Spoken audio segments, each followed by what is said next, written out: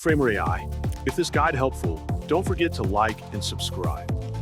First, open your browser and go to 𝗕𝗲𝗀𝘂𝗀𝗀. On the home page, click the login button at the top right of the screen.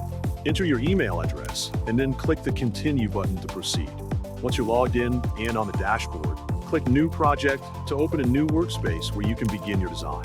Inside the workspace, look to the left side of the screen and click the plus icon. From the available tools, click Wireframer to start creating a wireframe layout for your website or mobile app design. You'll be taken to a section where you can use an AI-powered prompt to generate wireframe elements. For example, you can type, "Create a landing page for Alexander Lawrence, Business Manager," into the prompt bar.